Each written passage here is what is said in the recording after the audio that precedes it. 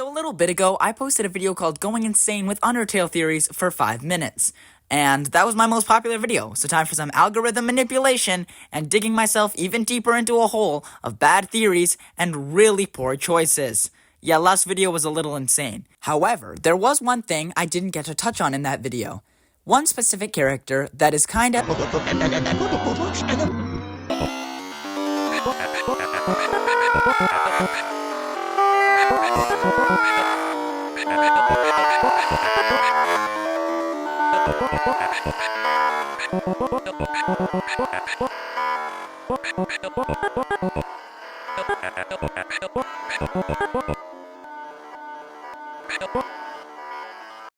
important for theory crafting, that being Gastr. And for some people who somehow don't know already, when you start up a game in Undertale, you're generated a random number between 1 and 100. This number is your fun value, and depending on what your fun value is, you can get different events, like seeing these characters called the Gastr followers, or seeing Gastr himself, in a very rare occurrence, at fun value 66 that spawns this hallway.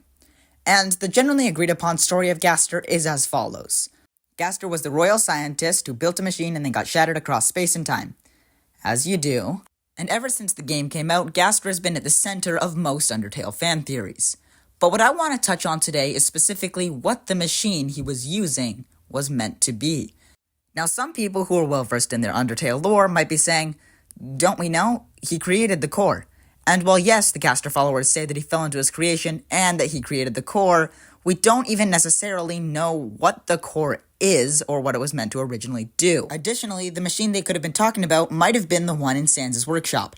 So it's really up for interpretation. But what I'm thinking is that what he was doing with that machine was opening dark fountains. Don't believe me? With my track record, that's fair. So let me try and convince you. By using the ever iconic Entry 17, a lost entry written by Gastr that reads darker, darker, yet darker.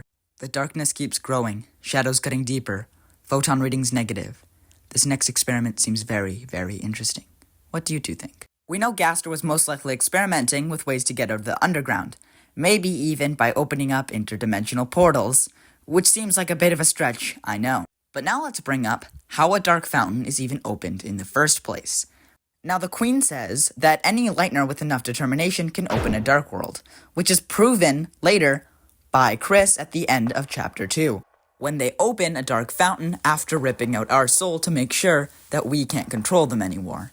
What we can learn from this information is most likely that what makes a dark fountain is excessive amounts of determination channeled to making a magical source of some kind that acts as the dark fountain. And we also know that Gastr is associated with experiments to do with determination. Think of the DT extractor. Now, I know this was built by Dr. Alphys, and I don't want to discredit all of her work or anything, but you'll notice that in entry number 5, she says she's used the blueprints. I don't think that she completely copied Gastr's design, but it's at least enough to prove that this was probably inspired by a design of Gastr's, seeing that it also matches a Gastr Blaster design. So now we know that Gastr had access to determination and was trying to escape the underground. Now let's take a look back at entry 17.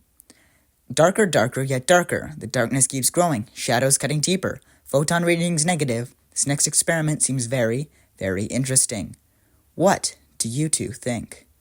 Your lucky numbers are 13. I don't know about you, but to me, this definitely sounds like a dark world. Because it's dark.